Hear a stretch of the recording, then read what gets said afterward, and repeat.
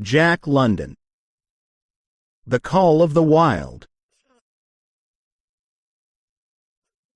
Old Longing's nomadic leap, chafing at custom's chain. Again from its brummel sleep, wakens the ferine strain. Chapter 1. Into the Primitive. Buck did not read the newspapers, or he would have known that trouble was brewing, not alone for himself, but for every tide water dog, strong of muscle and with warm, long hair, from Puget Sound to San Diego. Because men, groping in the Arctic darkness, had found a yellow metal, and because steamship and transportation companies were booming the find, thousands of men were rushing into the Northland. These men wanted dogs, and the dogs they wanted were heavy dogs, with strong muscles by which to toil, and furry coats to protect them from the frost. Buck lived at a big house in the sun-kissed Santa Clara Valley.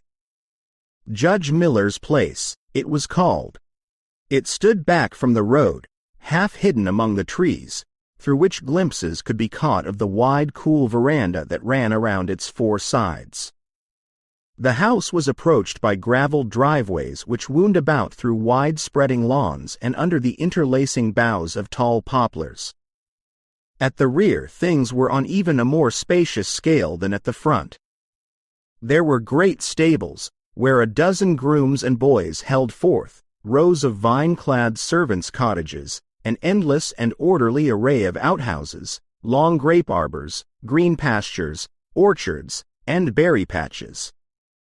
Then there was the pumping plant for the artesian well, and the big cement tank where Judge Miller's boys took their morning plunge and kept cool in the hot afternoon.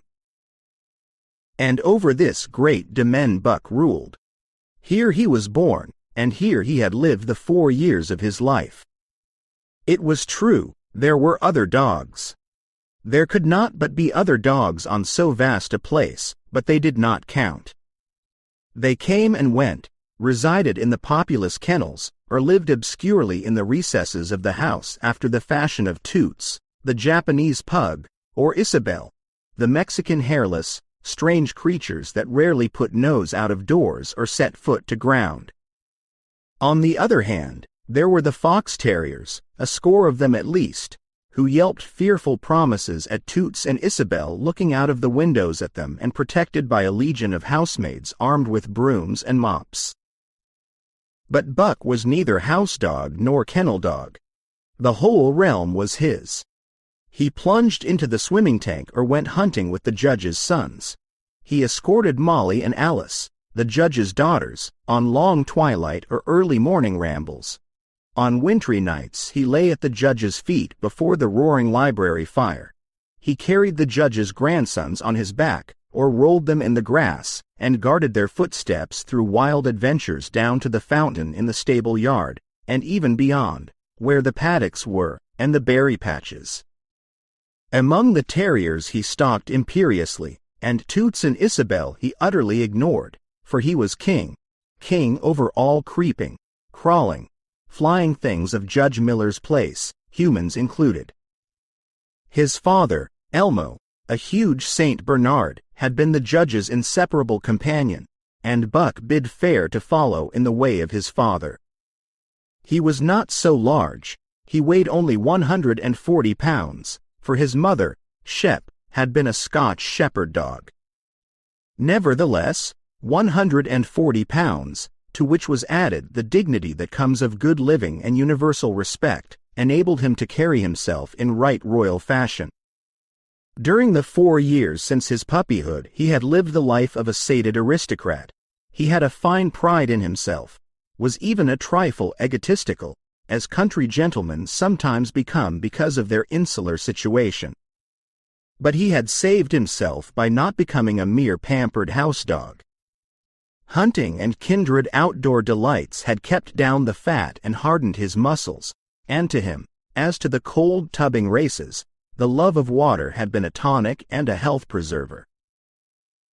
And this was the manner of dog Buck was in the fall of 1897, when the Klondike strike dragged men from all the world into the frozen north. But Buck did not read the newspapers, and he did not know that Manuel, one of the gardener's helpers, was an undesirable acquaintance. Manuel had one besetting sin. He loved to play Chinese lottery. Also, in his gambling, he had one besetting weakness, faith in a system, and this made his damnation certain. For to play a system requires money, while the wages of a gardener's helper do not lap over the needs of a wife and numerous progeny. The judge was at a meeting of the Raisin Growers Association, and the boys were busy organizing an athletic club on the memorable night of Manuel's treachery. No one saw him and Buck go off through the orchard on what Buck imagined was merely a stroll. And with the exception of a solitary man, no one saw them arrive at the little flag station known as College Park. This man talked with Manuel, and money chinked between them. "You might wrap up the goods before you deliver, the stranger said gruffly, and Manuel doubled a piece of stout rope around Buck's neck under the collar. "Twist it, and you'll choke, plenty," said Manuel, and the stranger grunted a ready affirmative. Buck had accepted the rope with quiet dignity.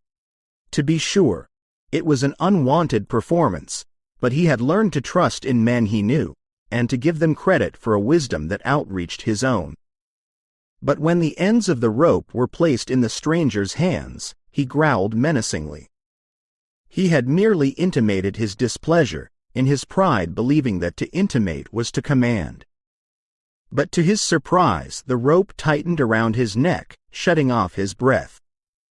In quick rage, he sprang at the man, who met him halfway, grappled him close by the throat, and with a deft twist threw him over on his back.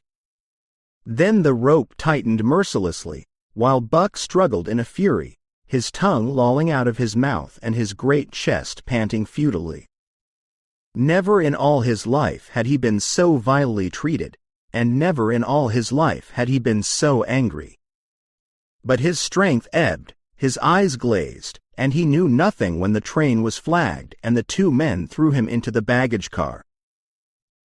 The next he knew, he was dimly aware that his tongue was hurting and that he was being jolted along in some kind of a conveyance. The hoarse shriek of a locomotive whistling a crossing told him where he was. He had traveled too often with the judge not to know the sensation of riding in a baggage car. He opened his eyes, and into them came the unbridled anger of a kidnapped king. The man sprang for his throat, but Buck was too quick for him.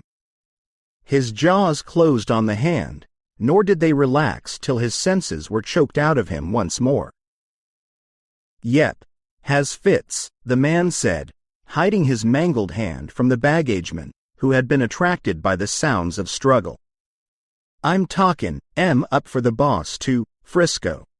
A crack dog doctor there thinks that he can cure Concerning that night's ride, the man spoke most eloquently for himself, in a little shed back of a saloon on the San Francisco waterfront.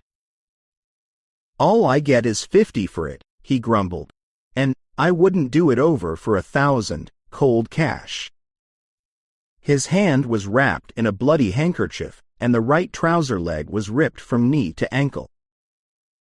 "How much did the other mug get?" the saloon keeper demanded. "100, was the reply. "Wouldn't take a sou less, so help me." "That makes 150, the saloon keeper calculated, "and he's worth it, or I'm a squarehead." The kidnapper undid the bloody wrappings and looked at his lacerated hand.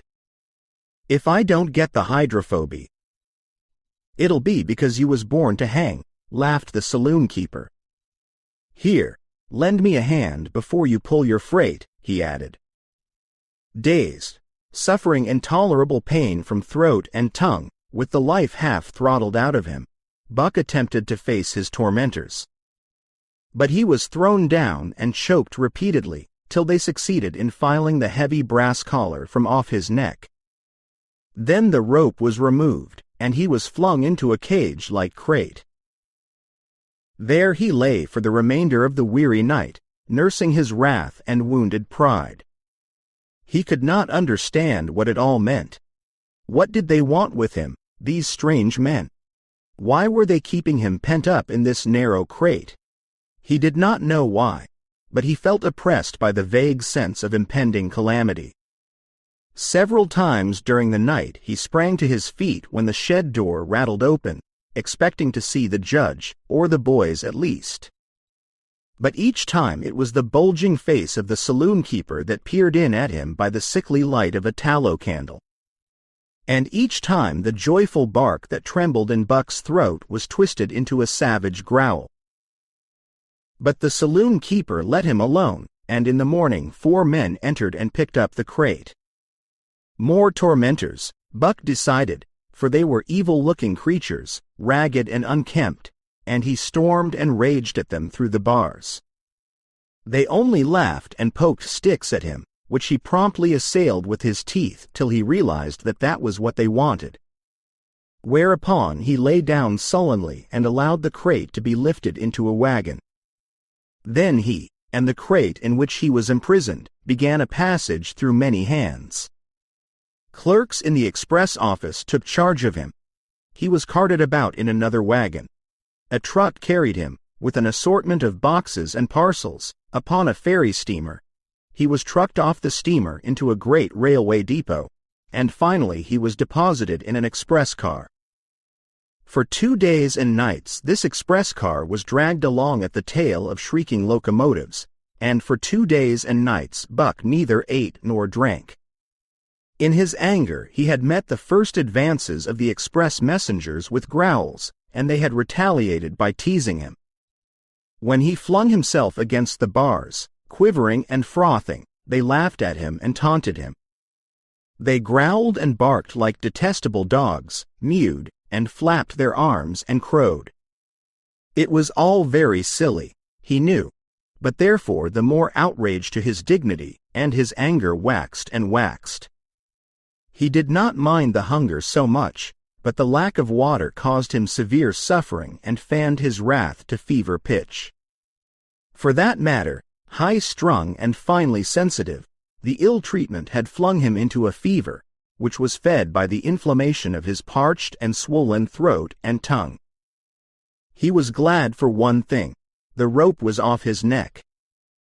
That had given them an unfair advantage, but now that it was off, he would show them. They would never get another rope around his neck. Upon that he was resolved. For 2 days and nights he neither ate nor drank, and during those 2 days and nights of torment, he accumulated a fund of wrath that boded ill for whoever first fell foul of him. His eyes turned bloodshot, and he was metamorphosed into a raging fiend. So changed was he that the judge himself would not have recognized him, and the express messengers breathed with relief when they bundled him off the train at Seattle. 4 men gingerly carried the crate from the wagon into a small, high-walled backyard. A stout man, with a red sweater that sagged generously at the neck, came out and signed the book for the driver. That was the man, Buck divined, the next tormentor, and he hurled himself savagely against the bars. The man smiled grimly and brought a hatchet and a club.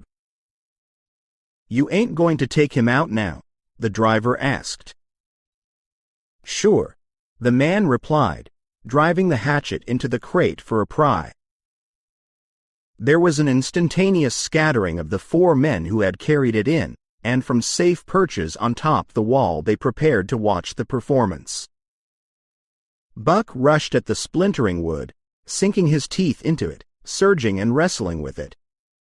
Wherever the hatchet fell on the outside, he was there on the inside, snarling and growling, as furiously anxious to get out as the man in the red sweater was calmly intent on getting him out. "Now, you red-eyed devil," he said, when he had made an opening sufficient for the passage of Buck's body. At the same time he dropped the hatchet and shifted the club to his right hand. And Buck was truly a red-eyed devil, as he drew himself together for the spring, hair bristling, mouth foaming, a mad glitter in his bloodshot eyes. Straight at the